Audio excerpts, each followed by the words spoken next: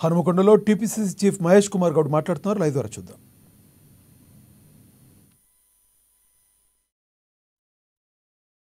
మిగతా 700 రాష్ట్ర ప్రభుత్వం చెల్లిస్తున్నటువంటి సందర్భం, 200 లోపల యూనిట్లు కరెంటు కాల్చుకుంటూ ఫ్రీగా ఇస్తున్నటువంటి సందర్భం, కొన్ని వేలు లక్షల కుటుంబాలు దాన్ని వాడుకున్నటువంటి సందర్భం, పిల్లలకి, విద్యార్థులకి, యువకులకి మిత్రులారా 50,000 ఉద్యోగాలు 10 ఏళ్లలో ఇస్తే మేము 9 మాసాల్లో 48,000 ఉద్యోగాలు ఇవ్వగలిగినాం.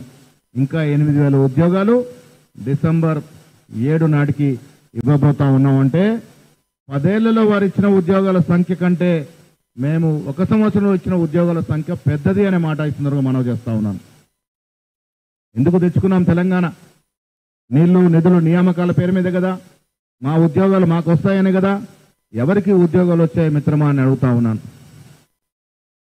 10 సంవత్సరాలు కాలయాపన చేసి పట్టుమని 50,000 ఉద్యోగాలు ఇచ్చి వారి కుటుంబంలో మాత్రం అందరికీ ఉద్యోగాలు పెట్టుకున్నారు. ఓడిపోతే కూడా నామినేటెడ్ పదవులు పెట్టుకున్నారు. ప్రతి కుటుంబం బంగారమయమని కేసీఆర్ కుటుంబంతో పాటు కొన్ని కుటుంబాలే బంగారమయమే విధంగా పరిపాలన సాగింది.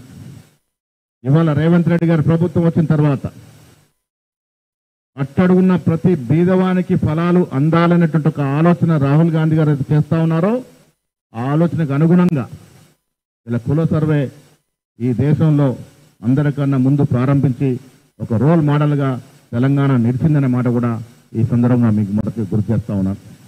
రాహుల్ గాంధీ ఆలోచన ఈ రాష్ట్రంలో పరిపూర్ణంగా అమలు చేస్తున్నటువంటి రేవంత్ రెడ్డి గారి ప్రభుత్వం ఈ దేశంలో ధనికుడికి బీదవాడికి వ్యత్యాసం పెరిగిపోతా ఉంది. బీజేపీ ముఖ్యంగా అధికారంలోకి వచ్చిన తర్వాత ధనిక వర్గాల్ని, కార్పొరేట్ శక్తిని పెంచి పోషిస్తుందని, ఆ వ్యత్యాసం తగ్గాలని, ప్రభుత్వ ఫలాలు బీదవాడికి అందాలని తీసుకున్న నిర్ణయంలో భాగంగా కుల సర్వే ఇవాళ తెలంగాణలో జరుగుతూ ఉంది. మా కార్యకర్తలు, జిల్లా కాంగ్రెస్ అధ్యక్షులు, ఎమ్మెల్యేలు పరీక్షిస్తూ ఉన్నారు. సజావుగా కులగణన సర్వే జరుగుతూ ఉంది. 45% వరకు ఇవాళ ఇండ్లలోకి మా ఎమ్యూనిటీ పోగలిగినారంటే ఈ తెలంగాణ ప్రభుత్వం యొక్క ఘనత అనే మాట కూడా సందర్భంగా మనవి చేస్తా ఉన్నాను. సంక్షేమంలో కానీ, అభివృద్ధిలో కానీ నేను నిన్న కూడా చెప్పాను, హైదరాబాద్లో బీఆర్ఎస్ నాయకులు ఎవరు చర్చకు వచ్చినా మేము సిద్ధం. ఇవాళ మీ ద్వారా తెలంగాణ ప్రజానికానికి ఒకటి చెప్తా ఉన్నాం. ఈ రాష్ట్రంలో 10 ఏళ్లలో జరిగినటువంటి అభివృద్ధి అని వారు చెప్పుకుంటున్నారో అభివృద్ధి ఎక్కడ జరగలేదు. తెలంగాణలో అన్యాయం జరిగింది. తెలంగాణ ప్రజానికానికి అన్ని వేళలా దోపిడీ జరిగింది. ఈ 10 ఏళ్లలో దాన్ని సరిచేయడం కాకుండా అభివృద్ధిలో కానీ, సంక్షేమంలో కానీ రేవంత్ రెడ్డి గారి ప్రభుత్వం ముందుందనే మాట మీ ద్వారా తెలంగాణ ప్రజలకు తెలియజేసుకుంటాం. అందులో భాగంగానే సంవత్సరం పాటు జరిగిన పాలనలో అన్ని రకాలుగా ప్రజల్ని మెప్పించగలిగినాం కాబట్టే ఈ విజయోత్సవ సభ వరంగల్లో జరపతల పెట్టినాము. 19న జరిగే విజయోత్సవ సభలో మీ అందరి సహకారం, ఎన్నికలకు ముందు మీరందరూ కూడా మా సహకారం చేశారు, వాస్తవాల్ని ప్రతిబింబించారు. అందుకే ప్రజలు మమ్మల్ని ఎన్నుకున్నారు. అదేవిధంగా మీ సహకారంతో 19న జరిగే మీటింగ్ కూడా విజయవంతం అవుతుందని, 1,00,000 మంది మహిళలతో వరంగల్లో జరపతలపిన మీటింగ్ ఒక హిస్టారిక్ మీటింగ్గా ఉంటుందని ఈ సందర్భంగా మీ అందరికీ తెలియజేస్తా ఉన్నాను. యావత్ దేశం కూడా తెలంగాణలో జరుగుతున్నటువంటి ప్రభుత్వ తీర్చనుల పట్ల, ఇక్కడ ఇంప్లిమెంటేషన్ అవుతున్నటువంటి సంక్షేమ పథకాలు, అభివృద్ధి పథకాల పట్ల ఆకర్షలే చూస్తూ ఉన్నారు. తెలంగాణ అన్ని రంగాల్లో కూడా అరమరికలు లేకుండా ఎక్కడ కూడా ముఖ్యమంత్రి కానీ, మా డిప్యూటీ ముఖ్యమంత్రి కానీ, మంత్రులు కానీ దేశజాలకు పోకుండా చక్కగా ముందుకెళ్తున్నట్టు తరుణం. ఇది వేరే రాష్ట్రాలకు ఆదర్శంగా నిలుస్తున్నట్టు తరుణం అనే మాట కూడా మీకు స్పష్టం చేస్తా ఉన్నాను. మిత్రులారా, 19న జరిగే వరంగల్లో జరిగే మహిళా సదస్సు, ఇందిరాగాంధీ జన్మదినం పురస్కరించుకుని జరిగే సదస్సు వరంగల్ చరిత్రలో గొప్ప మీటింగ్గా మిగిలిపోయే అవకాశం ఉంది. మీ అందరి సహకారం దానికి కావాలని నేను ఈ సందర్భంగా మనవి చేస్తూ, వెన్యూ పేరు కూడా మంత్రివర్ని సురేఖ్ గారు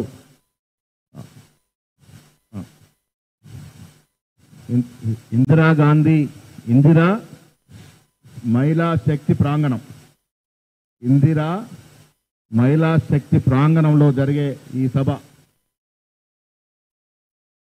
ముఖ్యమంత్రితో పాటు కేబినెట్ మంత్రులు, ప్రతి కాంగ్రెస్ కార్యకర్త మమైకమై ఈ మీటింగ్ని ముందుకు తీసుకెళ్తాం.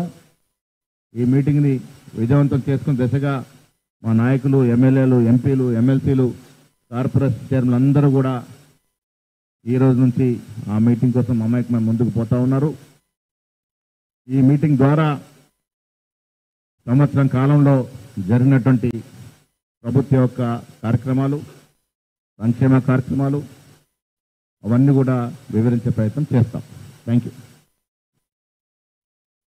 వరంగల్ ఎంచుకోవడానికి కారణం ఇందిరాగాంధీ గారి జన్మదినోత్సవం. వరంగల్ ఎప్పుడు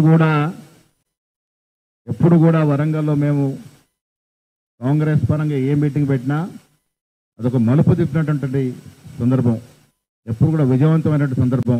దానికి తోడు 2 మహిళలు ఈ జిల్లా నుంచి ప్రాతినిధ్యం వహిస్తూ ఉన్నారు క్యాబినెట్లో. ఒక ఎంపీ, మహిళా ఎంపీ కూడా క్యాబినెట్లో ప్రాతినిధ్యం వహిస్తూ ఉన్నారు. కలెక్టర్లు, కమిషనర్లు అందరూ కూడా, మా సోదరి మంది అందరూ కూడా మహిళలే ఇక్కడ ఉన్నారు. అందుకే మహిళా మీటింగ్ వరంగల్లో ప్రభాకర్ గారు చెప్తారు, రాణి రుద్రమదేవి ఏలినటువంటి ప్రదేశం ఇది, భద్రకాళ అమ్మవారు ఉన్నటువంటి ప్రదేశం ఇది, సమ్మక్క సారలమ్మలు ఉన్నటువంటి ప్రదేశం ఇది. వరంగల్కు ఉన్న చరిత్ర దృష్టిలో పెట్టుకొని మొట్టమొదటి విజయోత్సవ సభ వరంగల్ తలపెట్టినాం.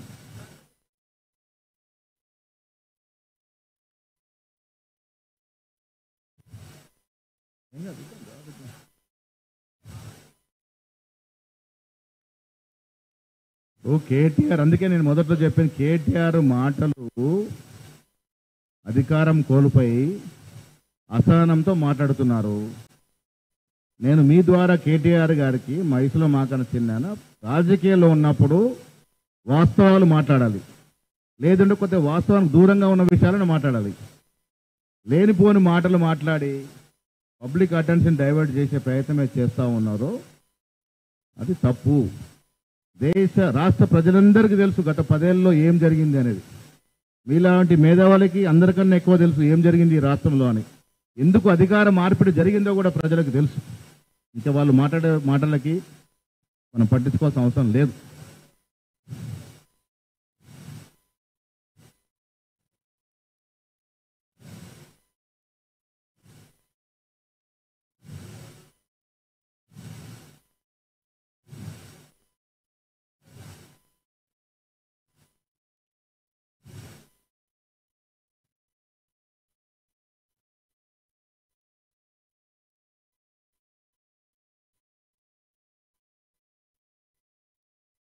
సపరేట్గా ఇప్పుడు మొదటి ప్రశ్న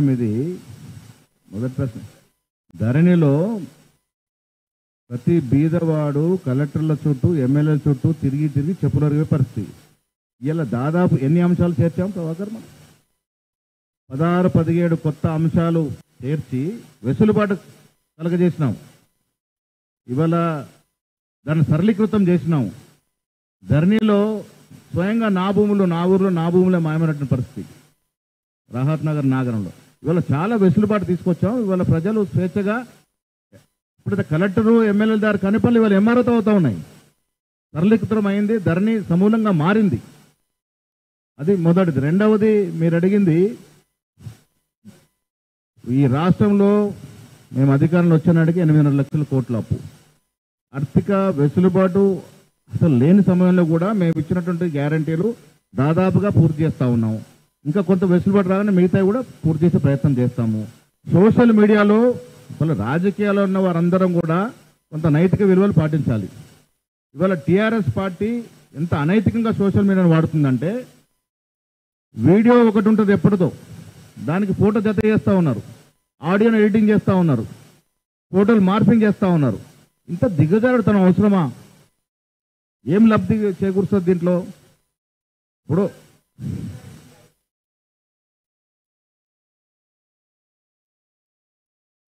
ఒక్కటి మాకు గత ప్రభుత్వానికి మాకున్న తేడా అదొక నియంత్రిత ప్రభుత్వం. నియంతకి ప్రజాస్వామ్యవాదికి ఉన్న తేడా ఏంటంటే, ఇవాళ మీరు రోజు చూస్తా ఉన్నారు కేటీఆర్ నేను జైలుకు పోతాను ఎందుకంటా ఉన్నాడు ఆ మాట. మేమేమో కష్టపడి ఇన్వెస్టిగేషన్ చేసి తేల్చాము ఇలా దాంట్లో తప్పుందని. బట్ ఆయనకి తప్పు చేసినాడు కాబట్టి ముందే తెలుసు ఆయనకి దాన్ని తప్పు చేసినా అని, అందుకే జైలుకు పోవడానికి సిద్ధమైనాడు. ప్రభుత్వం ఏదైతే ప్రజలు ఆకాంక్షించి మాకు అధికారం ఇచ్చారో 10 ఏళ్లలో జరిగిన అవినీతి మీద విచారణ జరుగుతూ ఉన్నాయి. ప్రజాస్వామ్యంలో ప్రతిదీ కూడా ప్రొసీజర్ ప్రకారం జరుగుతుంది. నియంతృత్వంలాగా ఫలానా అరెస్ట్ చేయి ఫలానా జైలు పెట్టే పరిస్థితి ఉండదు. ప్రజాస్వామ్య పద్ధతి నడుస్తున్న ప్రభుత్వం కాబట్టి కమిషన్లు కాళేశ్వరంలో కమిషన్ నడుస్తూ ఉంది. కేటీఆర్ అరెస్ట్ కోసం గవర్నర్ అడిగినాము. ఈ అన్నిటి మీద కమిషన్ జరుగుతుంది. ఏది ఏమైనా వాస్తవాలు బయటకు వచ్చిన తర్వాత న్యాయబద్ధంగా ఎవరికి ఏది దక్కాలో ఏ పనిష్మెంట్ దక్కాలో దక్కుతుంది.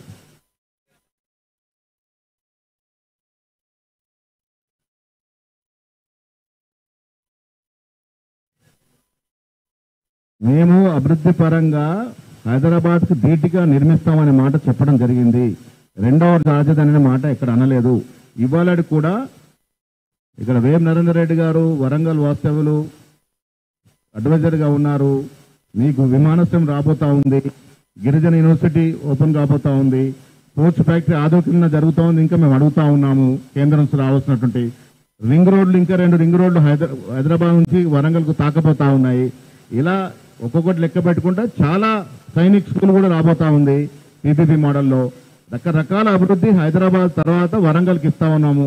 ఇంకోటి కూడా చెప్తా ఉన్నా, కాంగ్రెస్ పాలసీ నిన్న మొన్న రాద్ధాంతం జరిగింది ఎక్కడ లక్చర్లలో. ఇప్పుడు 15,000 ఎకరాలు ఎప్పుడైతే వారు ఫార్మాసిటీకి హైదరాబాద్లో పోగు చేసినారో ఆనాడు ఎన్నికలకు ముందే శ్రీధర్ బాబు గారు బట్టి గారు అసెంబ్లీ అడిగినారు, ఒక చోట 15,000 ఎకరాలు చేసి మీరు డీసెంట్రలైజ్ చేస్తే ఇది నష్టం జరుగుద్ది, ఒకే చోట ఉండడం వల్ల ట్రాఫిక్ సమస్యలు పోలీస్ సమస్యలు వస్తాయని మాట చెప్పడం జరిగింది. మా విధానం ఈ రాష్ట్రం సమూలంగా అభివృద్ధి జరగాలి. ఫార్మాసిటీకి ఎందుకు ఆదిలాబాద్లో ఉండకూడదు, ఎందుకు ములుగులో ఉండకూడదు,